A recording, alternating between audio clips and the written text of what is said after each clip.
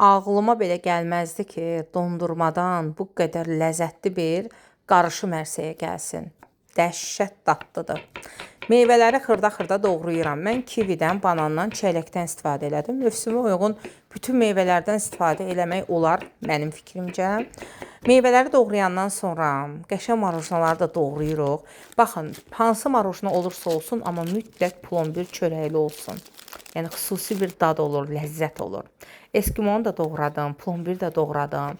Bir şüşə qabın içinə hamısını əlavə elədim. Üzərinə qoz qırıntısı əlavə elədim. Bir də məndə çəylək mürəbbəsi var idi. Onu siz istədiyiniz mürəbbə ilə əvəz edə bilərsiniz.